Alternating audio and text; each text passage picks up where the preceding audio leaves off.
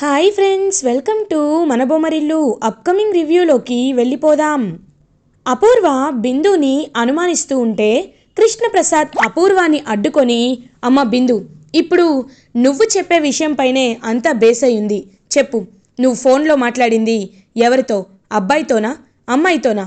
చెప్పమ్మా అని అడుగుతారు. ఇంకా బిందు తడబడుతూ, నాన్న, నేను నా ఫ్రెండ్తోనే మాట్లాడాను నాన్న. తన పేరు ఫాతిమా.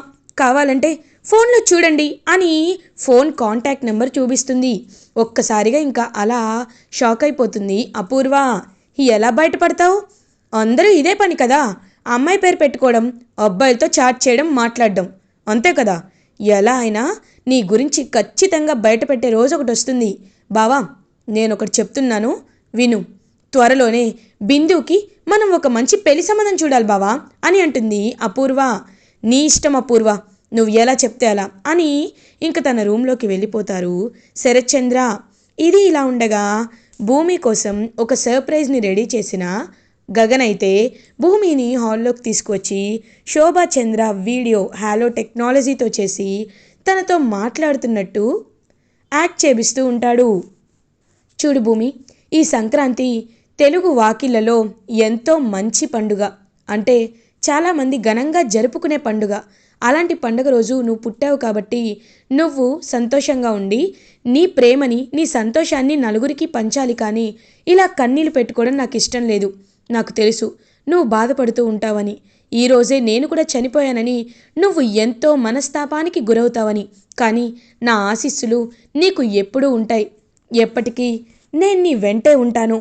నీకు త్వరలోనే నేను బిడ్డగా పుడతాను అని చెప్పి అలా ఇంకా మాయమైపోతుంది హాలో టెక్నాలజీలో శోభాచంద్ర. తనకి అంత మంచి సర్ప్రైజ్ని ఇచ్చినందుకు భూమి గగన్ని హక్ చేసుకొని థ్యాంక్స్ తెలుపుతుంది. ఇంకలా అందరూ హ్యాపీగా భూమిని హ్యాపీగా చూసుకుంటూ, అమ్మ భూమి, రేపు నీ బర్త్డే కదా, నువ్వు ఏ వంట చేయమన్నా చెప్పు, నేను అవే డిషెస్ తయారు చేస్తాను, సరేనా అని చెప్పి ఇంకలా శారద తన రూమ్లోకి వెళ్ళిపోతుంది. ఇది ఇలా ఉండగా మార్నింగ్ అవుతుంది. భూమి ఎప్పట్లాగే మార్నింగే లేచి ఇంక తలస్నానం చేసి అలా దేవుడికి పూజ చేసి బయట ముగ్గు వేస్తూ ఉంటుంది. అప్పుడే కరెక్ట్గా గగన్ అలా బయటికి వస్తాడు. వచ్చి భూమి వైపు చూస్తూ ఉంటాడు. ఇంకా భూమి అంత బాగా ముగ్గు వేయడం చూసి ఎంతో హ్యాపీగా ఫీల్ అవుతాడు గగన్. ఎప్పటి నుండో భూమిని ప్రేమిస్తున్నాను, కానీ భూమి మాత్రం నా ప్రేమని అర్థం చేసుకోవటం లేదు. నేను ఆ కండిషన్ వల్లే ప్రేమిస్తున్నాను అనుకుంటుంది. ఈరోజు ఆ డ్రామాకి ఫుల్ స్టాప్ పెడతాను. ఎందుకంటే ఇంతసేపు లెటర్ ఇచ్చి భూమిని ఆట పట్టించాను, కానీ భూమికి నేనంటే ఏంటో ఖచ్చితంగా అర్థమయ్యేలా చేస్తాను.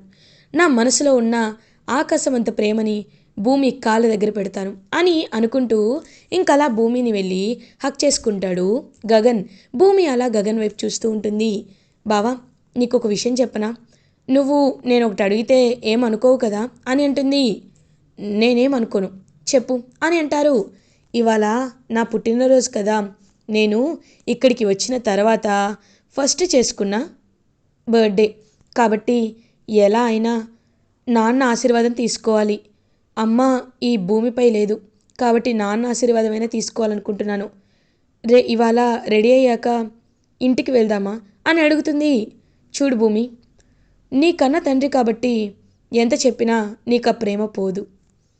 ఐ అండర్స్టూడ్, నీ ఫీలింగ్ ఏంటో నాకు అర్థమైంది.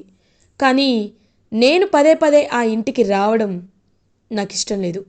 ఏమనుకోవద్దు, నీకు కార్ పంపిస్తాను, నువ్వు వెళ్ళి మీ నాన్న ఆశీర్వాదం తీసుకొని వచ్చేసే, సరేనా అని లోపలికి వెళ్ళిపోతాడు గగన్.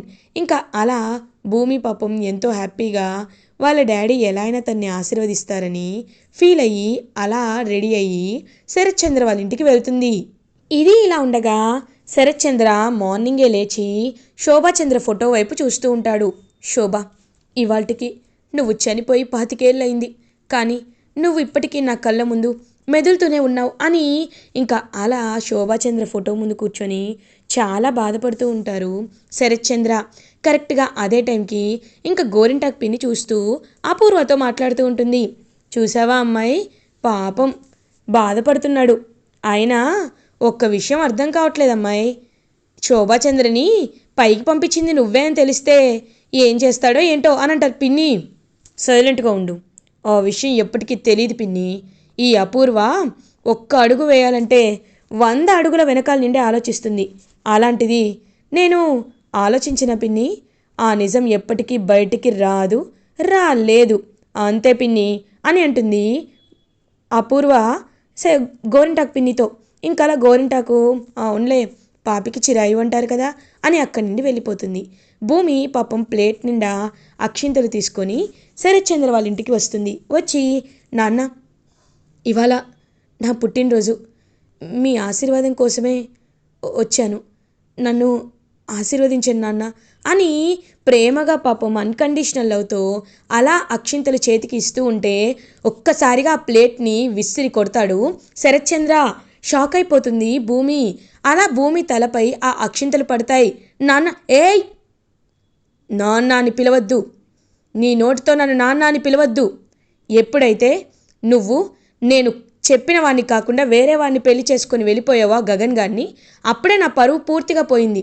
అది మాత్రమే కాదు, ఇవాళ నా దేవత శోభాచంద్ర చనిపోయిన రోజు.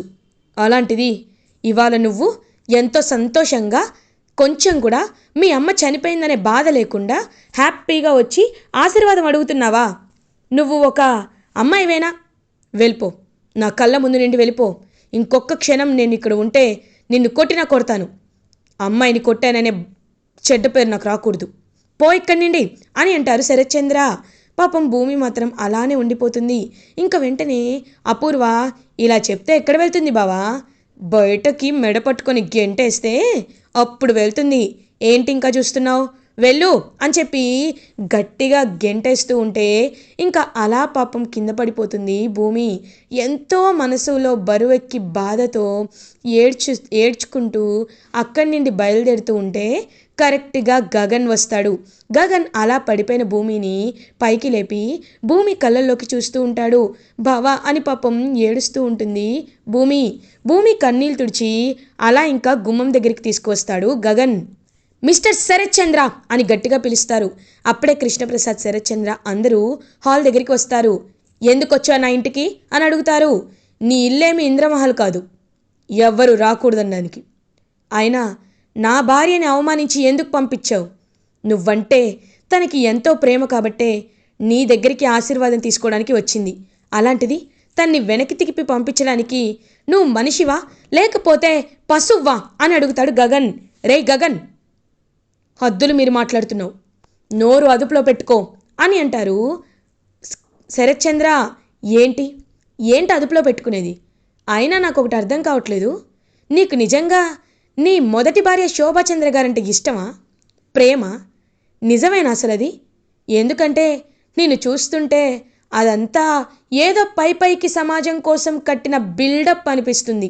నిజంగా నీకు శోభాచంద్ర అంటే గుండెల నిండా ప్రేమ అయితే అలా జీవితాంతం ఒంటరిగా ఉండిపోయేవాడివి కానీ సంవత్సరం తిరగకుండానే అపూర్వాని పెళ్లి చేసుకునేవాడివి కాదు. సరే, పెళ్లి చేసుకున్నావు, హ్యాపీగా ఉన్నావు. భూమి బ్రతుకుందని నీకు తెలియకపోవచ్చు. నీ కన్న కూతురు, నువ్వు అంటున్నావే దేవత అని శోభాచంద్ర గారు, ఆ దేవతకి పుట్టిన కూతుర్ని కూడా నువ్వు దేవతలాగే చూసుకోవాలి కానీ ఎందుకు తన్ని రాచి రంపాలు పెడుతున్నావు? ఎందుకు తనకి మానసిక సంతోషాన్ని ఇవ్వకుండా తన్ని టార్చర్ పెడుతున్నావు? పెంచిన అమ్మా నాన్న తన్ని కాపాడకపోయింటే ఆ శోభాచంద్ర గారిలాగే తను కూడా చచ్చిపోయేది. అలా జరిగితే బాగుండనుకున్నావా అని అడుగుతారు. రే గగన్, ఎంతైనా తన కన్న కూతురే అని అంటారు. ఓ, ఆ విషయం నీకు ఇప్పుడు గుర్తొచ్చిందా? ఛీ, నీలాంటి మనుషుల్ని నేను ఎప్పుడూ చూడలేదు. ఇలాంటి వాళ్ళని జూలో పెట్టాలి. ఎందుకంటే ఇంత స్వార్థపరుడు, తనకి నచ్చినది చేయకపోతే, తన మాట వినకపోతే ఇంత కర్కశంగా ప్రవర్తించే ఇలాంటి మూర్ఖపు మనిషిని నేనైతే ఫస్ట్ టైం చూస్తున్నాను. చూడు భూమి, ఇలాంటి వ్యక్తిని నీ నాన్న అనే నువ్వు అనుకోవడం వేస్ట్. ఎందుకంటే ఇతనికి కొంచెం కూడా విశ్వాసం ఉండదు. నువ్వు నీ ప్రాణానికి తెగించి ఎన్నోసార్లు ఇతన్ని కాపాడావు. ఆ దేవతకి పుట్టిన కూతుర్ని నిన్నే ఈయనింతలా బాధ పెడుతున్నాడంటే ఈయన ఎంత మూర్ఖుడో అర్థమవుతుంది. పదభూమి వెళ్దాం అని ఇంకా గగన్ అయితే భూమిని అక్కడి నుండి తీసుకువెళ్ళిపోతూ ఉంటాడు. కారులో వెళ్తున్నప్పుడు భూమి వైపు చూస్తూ, భూమి ఎందుకు ఇంకా బాధపడుతున్నావు? వదిలేసే అలాంటి వాళ్ళ గురించి ఆలోచించొద్దు అని అంటారు. లేదు బావా, ఎంతైనా ఆయన నా నాన్న కదా బావా, ఆయన ఆశీర్వాదం దక్కకపోతే చాలా బాధగా ఉంది బావా అని అంటుంది. ఎలా అయినా ఇదంతా అపూర్వ వల్లే. ఆ అపూర్వ చేతిలో నాన్న 25 ఏళ్లుగా కీలు బొమ్మలా అయిపోయాడు. ఒకవేళ అపూర్వ నిజంగా మంచిది కాదని తెలిస్తే ఖచ్చితంగా నాన్న అపూర్వని చంపేస్తాడు. కానీ ఆ నిజం బయటపెట్టే ఎవిడెన్స్ ఒక్కటి కూడా నా దగ్గర లేదు. ఏం చెయ్యాలో కూడా నాకు అర్థం కావటం లేదు అని అంటుంది భూమి. సరే, ఇప్పుడు మీ నాన్నకు అపూర్వ గురించి నిజం తెలియాలంటున్నావు, ఎవిడెన్స్ లేదంటున్నావు, అంతే కదా భూమి? అయితే తెలిసేలా చేద్దాం అని అంటారు గగన్. ఎలా అని అడుగుతుంది. నిన్న నైట్ నీకు చూపించాను కదా మీ అమ్మగారి వీడియో హాలో టెక్నాలజీతో. అదే వీడియోని వాయిస్ టోన్లో స్క్రిప్ట్ మార్చి మీ నాన్న ముందు ప్లే చేద్దాం. అప్పుడు అపూర్వనే మీ అమ్మగారిని చంపారని మీ నాన్న ఖచ్చితంగా నమ్ముతాడు. ఓకేనా అని ఇంకా కార్ని యూటర్న్ తీసుకొని వెనక్కి తిప్పి అలా ఇంకా సాఫ్ట్వేర్ని రెడీ చేసి శరత్ చంద్ర రూమ్కి దొంగతనంగా వెళ్తాడు భూమి అండ్ గగన్. ఇంకప్పుడే శరత్ చంద్ర ఏమో శోభాచంద్ర ముందు ఫోటో ముందు కూర్చొని డ్రింక్ చేస్తూ ఉంటాడు. శోభ, నేను చేస్తుంది తప్పో కాదో నాకు తెలియటం లేదు, కానీ భూమి నాకు నచ్చని పని చేయడం కరెక్ట్ కాదు కదా, అందుకే భూమిని గెంటేశాను. కనీసం నువ్వు చనిపోయావనే బాధ కూడా ఆ భూమికి కొంచెం కూడా లేదు అని చెప్పి ఇంకా మొండిగానే డ్రింక్ చేస్తూ ఉంటాడు శరత్ చంద్ర. అప్పుడే కరెక్ట్గా గగన్ అలా ఒక లేజర్ లైట్ని శరత్ చంద్ర రూమ్లోకి పంపిస్తారు. సో శరత్ చంద్ర చూస్తూ ఉంటాడు. చంద్ర, నువ్వు ఎందుకు ఇలా నీ ఆరోగ్యాన్ని పాడు చేసుకుంటున్నావు అని అడుగుతారు. శోభ, వచ్చావా, నా కోసం వచ్చావా అని అంటారు. చూడు, నువ్వు నిజాలు తెలియక చాలా అంటే చాలా బాధపడుతూ నువ్వు బాధ పెట్టుకుంటూ భూమిని కూడా ఎంతో బాధ పెడుతున్నావు. నిజమేంటో తెలుసా? అసలు నన్ను చంపింది ఎవరో తెలుసా అని అడుగుతారు.